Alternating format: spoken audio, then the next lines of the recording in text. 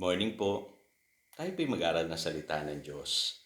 Aklat po ng mga awit, the Book of Psalm, chapter 103, verses 11 hanggang 13. Agwat ng lupa't langit, sukatin may hindi kaya, gayon ang pag-ibig ng Diyos sa may takot sa Kanya. Kung gaano kalayo ang silangan sa kanluran, gayon din niya inalis sa atin ang ating mga kasalanan. Kung paanong nahahabag ang Ama sa anak niya, gayon siya nahahabag sa may takot sa Kanya.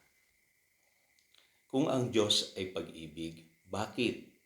Siguro yan po yung kadalasang tanong ng marami sa atin, bakit ganito, bakit ganyan kung ang Diyos ay pag-ibig? So, subukan po natin sagutin today kung ano po yung kadalasang itinatanong ng tao na nagki-question sa pag-ibig ng Diyos. So, alam naman po natin sa 1 John chapter 4 verse 8, ang Diyos po ay pag-ibig. So, ang unang katanungan niya kadalasan kung ang Diyos ay pag-ibig, bakit niya nilikha ang demonyo?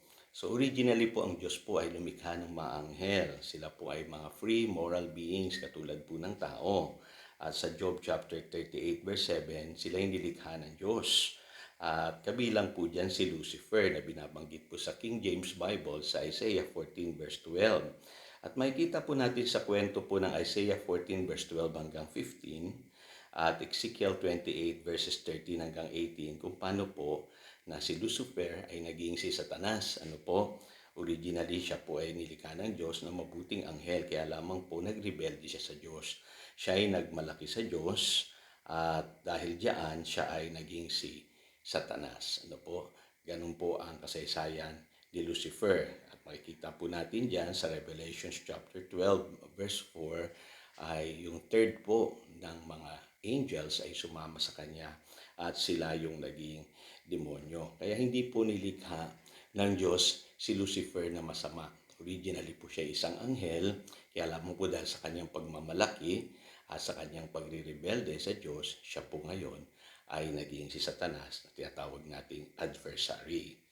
Number 2 po, kung ang Diyos ay pag-ibig, bakit niya nilikha ang impyerno? So ang sagot po dyan, originally po sa Matthew chapter 25, verse 41, ang impyerno po o yung hell, eternal fire, ay inihanda ng Diyos sa mga anghel na nagkasala. So hindi po yan para sa tao. Kaya lamang po ang tao po napupunta po dyan kung pipiliin niya. Ibig sabihin po malinaw sa Biblia sa John chapter 3 verses 16 to 19, ganito po ang sinasabi. Sabi rito, sapagkat gayon na lamang ang pag-ibig na Diyos sa sangkatauhan, kaya ibinigay niya ang kanyang kaisa-isang anak upang ang sino mang sumampalataya sa kanya ay hindi mapahamak, kundi magkaroon ng buhay na walang hanggan. Isinugo ng Diyos ang kanyang anak hindi upang hatulan ng parusa ang sanlibutan, kundi upang iligtas ito sa pamamagitan niya. Hindi hinahatulan ng parusa ang sumasampalataya sa anak, ngunit hinatulan na ang hindi sumasampalataya sapagkat hindi siya sumampalataya sa kaisa-isang anak ng Diyos. Ganito ang paghatol ng Diyos. Naparito sa sanlibutan ng ilaw, ngunit inibig pa ng mga tao ang dilim kaysa liwanag sapagkat masasama ang kanilang mga gawa. So diyan po malinaw naman po, di po ba sinasabi diyan, nais ng Diyos lahat ng tao maligtas. So ang tao po, kaya siya pupunta po sa kapahamakan kasi pinili niya, ginusto niya, mas inibig niya yung mapahamak o yung kasamaan, sabi ng Biblia. Malinaw po dyan na gagawin ng Diyos ang lahat ng paraan para maligtas ang tao. Kaya nga niya ibinigay yung kanyang kaisa-isang anak. Napapahamak ang tao kapag paulit-ulit tinatanggihan niya ang pag-ibig ng Diyos. Kaya hindi po sa Diyos ang problema kung ang tao po'y mapunta sa impyerno. Napupunta po ang tao sa impyerno kung patuloy niyang tinatanggihan ang pangangaral ng mabuting balita at pinili niya at ginusto niyang mapahamak. Okay? So ito pangatlong tanong, medyo mahirap sagutin din po ito Kung ang Diyos ay pag-ibig, bakit merong suffering sa mundo? Napunta po tayo sa aklat ng James chapter 1 verses 16 hanggang 17. At ito po ang sinasabi ng salita ng Diyos. Huwag kayong padaya, mga kapatid, kung minamahal ang lahat ng mabuti at ganap na kaloob ay bungat sa Diyos mula sa Ama na lumikha ng mga tanglaw sa kalangitan. Hindi siya nagbabago o nagdudulot ng bahagyamang dilim dahil sa pagbabago. So dito po sinasabi ng Biblia, wag daw po tayong padaya dahil ang Diyos po ay mabuti at lahat ng ganap na kaloob, mabuting kaloob ay buhat sa Diyos at hindi siya nagbabago. So sabi rin po sa chapter 1 verses 12 hanggang 13, makikita po natin dito, pinagpala ang taong nananatiling tapat sa kabila ng pagsubok sapagkat matapos niyang malampasan ng pagsubok, tatanggap siya ng gantimpala ng buhay na ipinangako ng Panginoon sa mga umiibig sa Kanya.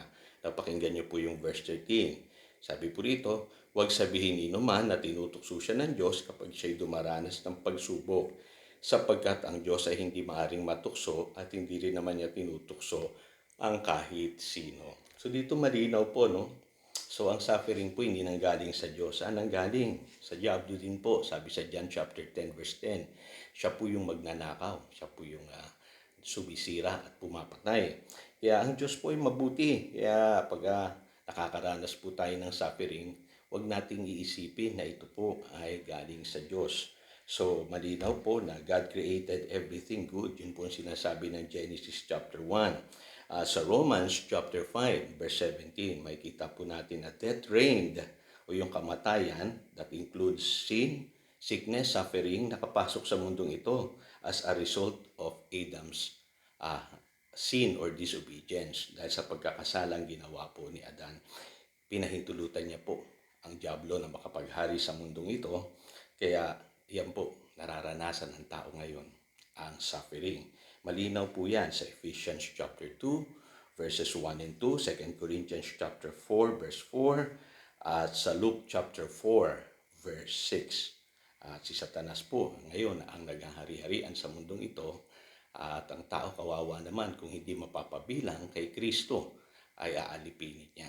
Kaya mahalaga na isang tao ay mapabilang kay Kristo, maging anak ng Diyos, sabi sa Ephesians chapter 1 verses 4 hanggang 6 at John chapter 1 verse 12 upang maranasan ng tao ang masaganang pag-ibig ng Diyos.